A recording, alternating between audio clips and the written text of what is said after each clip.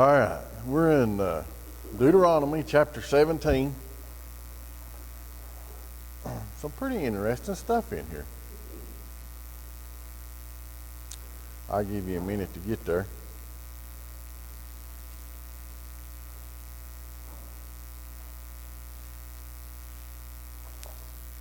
Brother Mark brought me some muddy water.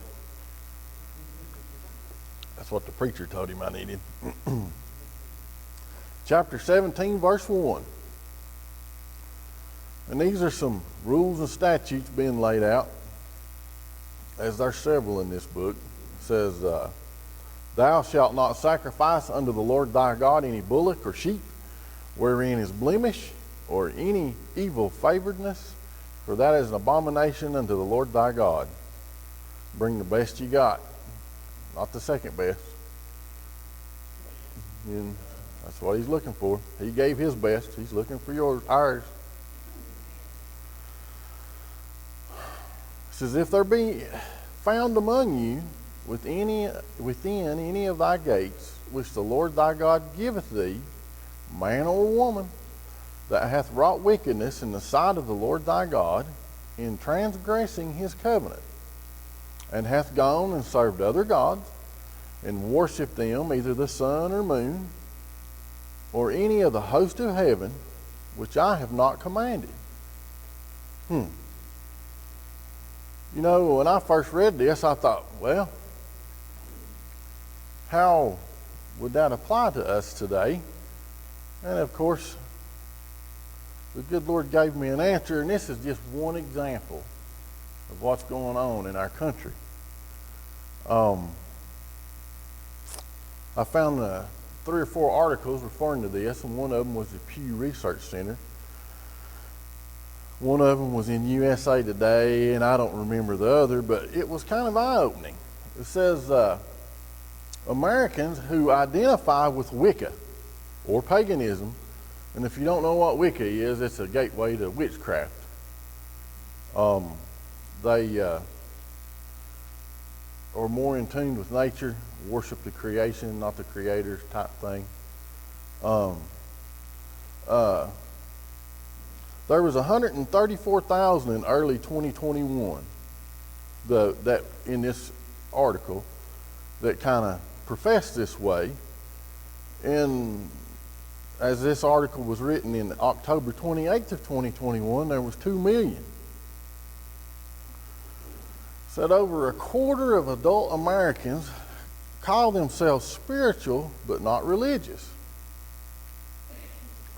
In 2017, according to Pew Research, 62% of Americans say they hold New Age beliefs, including a belief in astrology, physics, and the presence of spiritual energy in inanimate objects. That's our country. 62%. I was shocked. What's that, buddy? 62%. One person interviewed, I picked this one out because this person that they interviewed said that they were raised Presbyterian, I believe it said. I didn't write it down, but I believe it was Presbyterian. Said one person interviewed said they were raised Presbyterian, and they didn't like the way Christianity portrays humans as above and separate from nature. Yeah. And that the way of Christianity, with that there was only one way to access the divine. There is only one way. It'd be Jesus. You know, and if you didn't conform to those rules, you were going to hell. That's what the book says. They got part of it, right? I mean, yeah, I was shocked to read this. Everybody heard of TikTok? It's an app on your phone you can get. Well, if you go to TikTok and hashtag witch talk, as of October 14th, 2021, there had been 19.8 billion views of Witch Talk.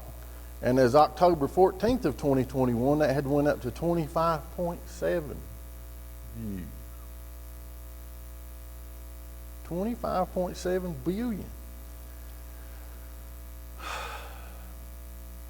There's several things we can take away from this. You need to know what your children and grandchildren are watching on that screen. You know, there's some stuff on there. Well, me and Sally and my boss Bill was standing at the shop when the World Wide Web came online. And I told him, I said, this right here is the beginning of the end. Because, you know, I had went through it before when it was a dark web and looked at stuff. And there's stuff on there that ain't nobody needs to see. So you need to be aware of what's going on around you. And I came across another statistic while I was reading this. It says 48%, and I believe this was through Pew Research, 48% of U.S. adults that they interviewed says that most things can be clearly divided into good or evil. Only 48%. And the rest of them said, I wrote this as a quote. The rest of them said it was too complicated to categorize in this way. God lays it out plain and simple. Good and evil. But that's the society that we're living in. And we wonder why our thought process doesn't line up with theirs. And this is just one example of the multitude of things that are out there to draw us away from God. Or our kinfolk or children or whatever. It's our enemy is working overtime. So be aware, pay attention. You know, this is a conversation that Sally and I and some others have had. People use Xboxes, PlayStations, whatever, as a babysitter. You know, my mother didn't let me sit in front of the TV. My dad made sure there was always something to do. And if you run a household, there is always something to do. I can remember, I don't know, I was probably 10 years old or something. And before church, cartoons would be on. Well, as soon as Dad got ready and made sure everybody else was ready, he turned on Huff Cook. And I was like, dang, we didn't have 23 TVs and 160 channels, you know, and whatever Dad wanted is what we got. But I can remember that just being mad because I had to watch Huff Cook. But I am thankful for the way I was raised, you know. Okay, you know, and faith, all faith is confidence in what you're looking for. It's confidence. You know, I watched this guy on YouTube.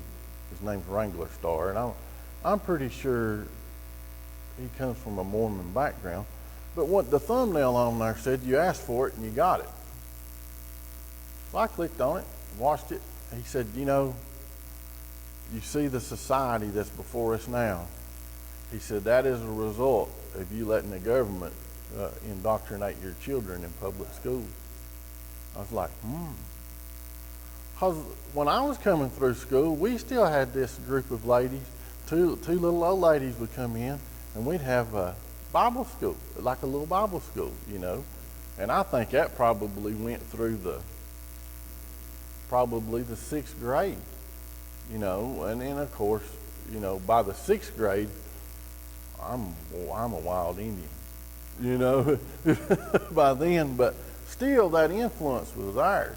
Well, that influence is not there now for these kids, you know. And if you're not influencing them at home, and I'm not saying that you can't that you can keep them from everything. That's not. But you have to do the best you can with what time you're given with them to try to keep them out of some of this stuff. Man, it's a wreck.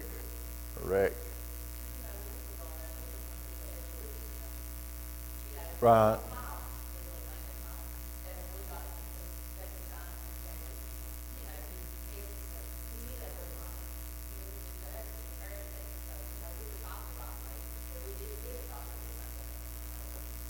Well, my parents really encouraged me to read, and and I thank them for that, because when I was a child, I had a complete set of encyclopedias.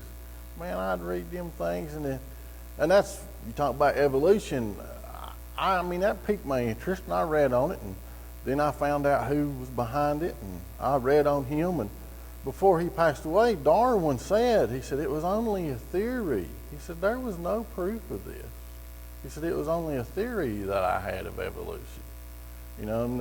But that shows you, this man can say this, but it turns into this over here, So he was regretful of that. But, encourage your children to read,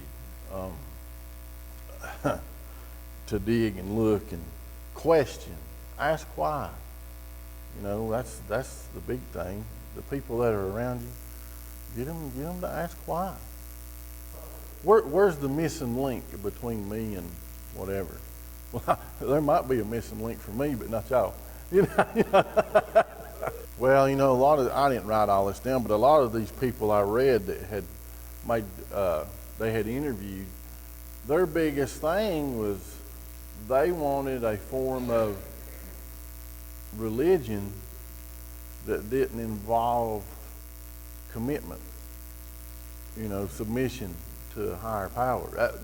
The best I could get out of it, it was. And hey, I was there one day. I didn't want to submit. I still have a hard time submitting some days anyway. But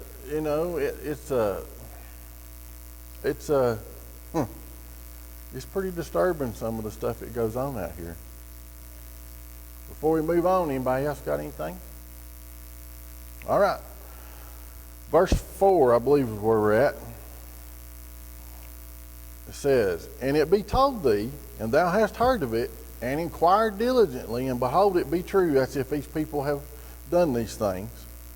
And the thing certain, that such abomination is wrought in Israel, then shalt thou bring forth that man or that woman which have committed that wicked thing unto thy gates, even that man or that woman, and shall stone them with stones till they die.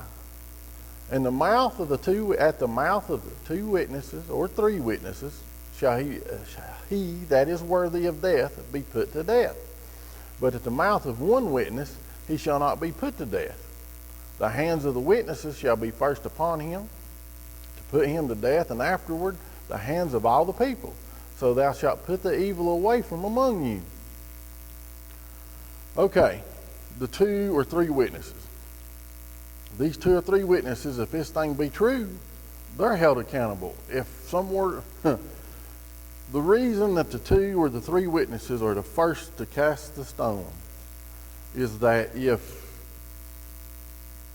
later on this thing be found out that it wasn't true, then they're guilty of murder and they put them to death. Ancient Israel had no penals, had no jails. There were none. They took care of it.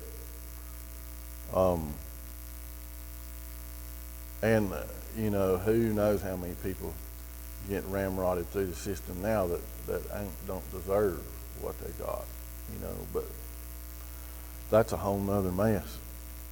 But that was the reason they did it that way, so that if the witnesses were held accountable that they could be killed for murder, then they had to make sure that there was no false witness. So,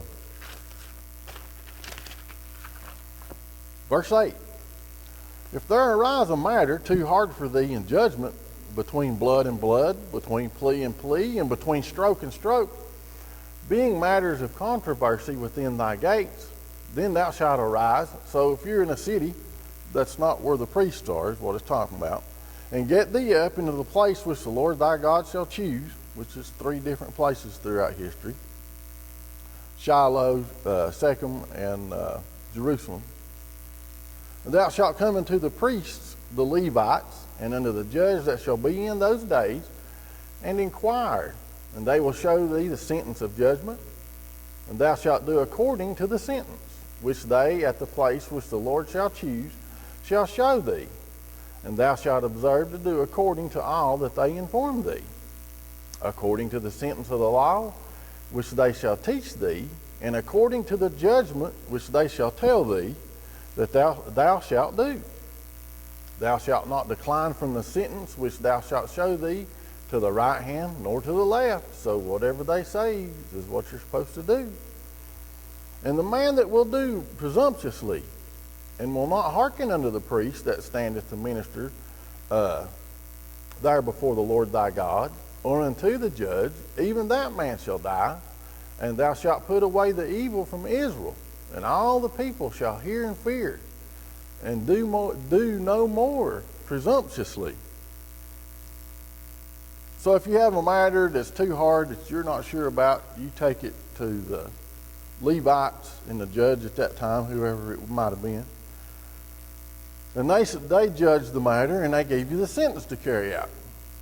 Well, that word presumptuously, as it applies here, is pretty good. It's arrogance, pride, or proud, disobedience, insolent, rude and arrogant, lack of respect.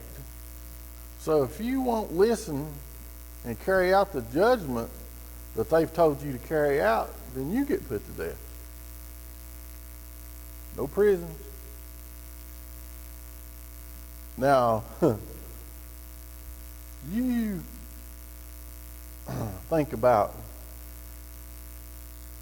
I think about when I've been told to do something, and I'm trying to figure out how I'm going to bend the rules. You know, in times past, I'll stand here and tell you that I can see it, but there ain't no bending the rules here. You do what you're told, or you're put out of the picture. And all the people shall hear and fear, and do no more presumptuously. That's pretty cut and dry.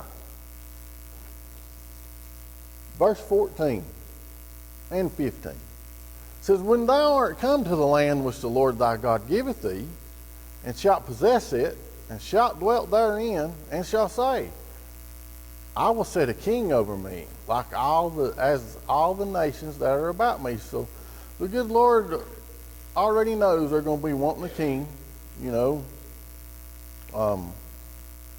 King Saul, read that story. You know, so he's already setting the ground rules for this, for when it comes about. Thou shalt in any wise set him king over thee, whom the Lord thy God shall choose. You won't choose him, but God will choose him. Okay? No democracy at play here. One from among the brethren shalt thou set king over thee. Thou mayest not set a stranger over thee, which is not thy brother. No foreigner. But he shall not multiply horses to himself, nor cause the people to return to Egypt, to the end that he should multiply horses. For as much as the Lord has said unto you, ye shall henceforth return no more that way. Neither shall he multiply wives to himself, that his heart turn not away. Neither shall he greatly multiply him to himself silver and gold. Well, Solomon violated all of them. When you start reading on him, I mean, he violated every one of them. But why not many horses? That kind of piqued my interest. So I did some looking on it. And near as I can gather, you got to figure up to this point, they haven't fought a lot of battles. But the battles they fought, God was present. Okay? They didn't have any cavalry. They didn't have cavalry. And I don't know if you've ever studied warfare, but cavalry will decimate foot soldiers. I mean, they'll just run through them. So I believe that God didn't want them to have a bunch of horses so they could have cavalry, so that when they went to battle, they depended on him and not the cavalry. You know, you've always heard the cavalry's coming to the rescue and all. Well, I would rather have God coming to my rescue as the cavalry. But I believe that's why they wanted that. Of course, neither shall he multiply wives to himself. It's all I can do, take care of one. And she's a good one, you know. Or multiply themselves silver and gold. And we all know where that leads. There's nothing wrong with silver and gold. Silver and gold is a tool as long as you use it as a tool. All right? Verse 18. And it shall be, when he sitteth upon the throne of his kingdom, that he shall write him a copy of this law in a book, out of that which is before the priests of the Levites. And it shall be with him, and he shall read therein all the days of his life, that he may learn to fear the Lord his God, to keep all the words of this law and these statutes to do them, that his heart be not lifted up above his brethren, and that he turn not aside from the commandment to the right hand or to the left, to the end that he may prolong his days in his kingdom, he and his children in the midst of Israel. Lord, wouldn't it do us awesome good to write us a book and study on it every day, especially the leaders of our country. You know, I mean, they're telling you that you're going to take this book of the law, you're going to write yourself a copy, and you're going to read it all the days of your life so that you can learn to fear the Lord, so that you can do the statutes and laws that he's given you, so that in return you have length of days for you and your family. I thought, boy, I could benefit from this. Do I read this book as much as I should?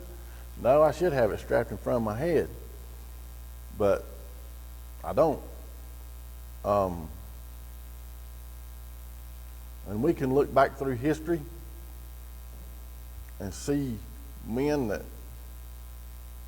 I believe tried to do some of that, and some that paid it no mind.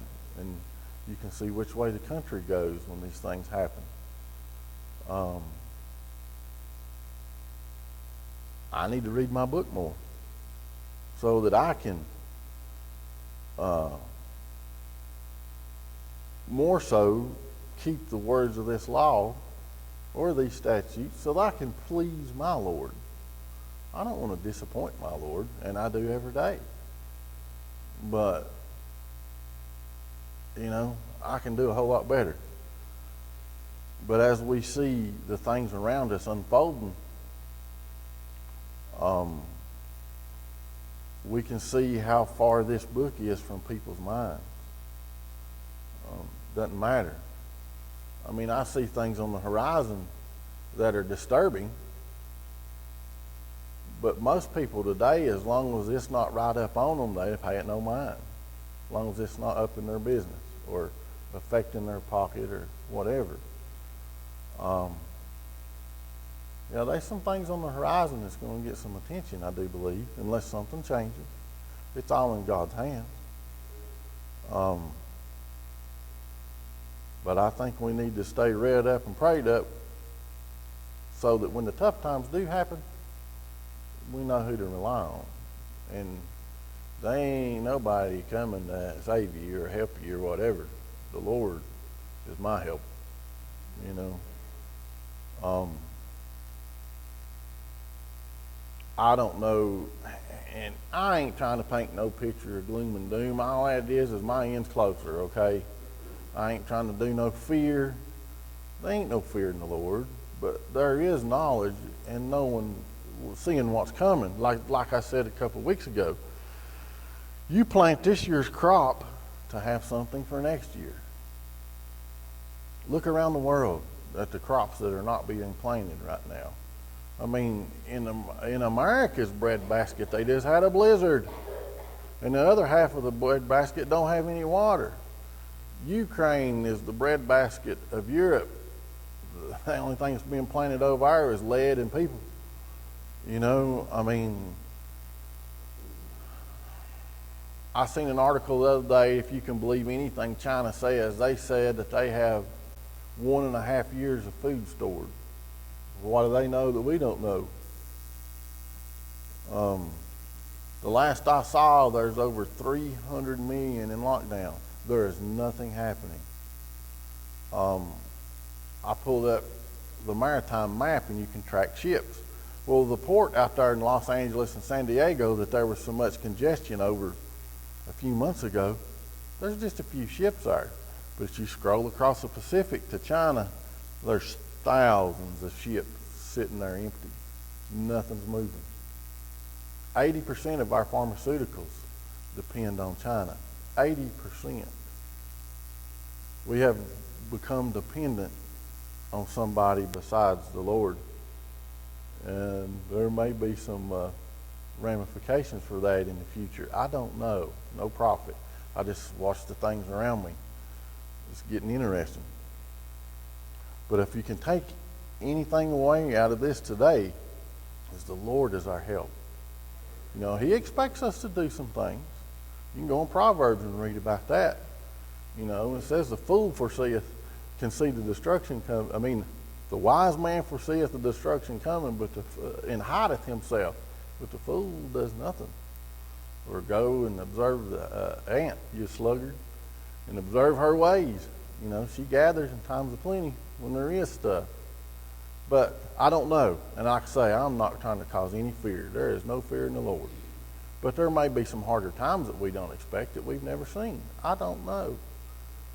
Our GDP for a nation is down again in the first quarter, 1.6% or something. Going to be some interesting times.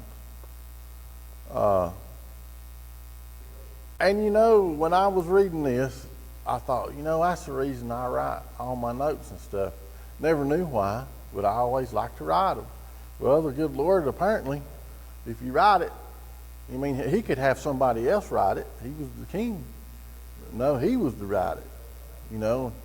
And I don't remember the scripture, and I will not quote it exactly, but it tells not to fear what to say in a minute. The Spirit will bring it back to your remembrance. Well, if you've never taken it in, there ain't nothing there to remember, you know. So, there used to be a feller come with Don Snowden. You remember his name, Brother Raymond? Brother Reed. Photographic memory. He'd stand up here and preach. And the first time I ever seen him, he gets up here and he don't have nothing. I was like, this is interesting. Well, you know, I follow along with my Bible. He might have missed a word here and there, but he remembers the Bible. I'm like, yeah, I admire that. Yeah, but the good Lord's blessed him with that. You know, He's blessed me with writing notes. All right. Anybody else got anything? Yeah, write it, read it, pray about it, pray over it. Because who knows? There might be a time when we can't get our hands on one of these. You know, I got them laying everywhere. But now some of them I really got to have glasses to see because I can't see. Sally might could hold it far enough away I can see it. But some interesting things is happening. I don't know. You know, I just know that I look forward to meeting my Savior, you know. And it don't matter what we have to go through to get there. It'll all be worth it. It don't matter. I could tell you all kinds of other things that would paint a picture of gloom and doom, but I'm not going to do that because it don't matter. We're winners either way.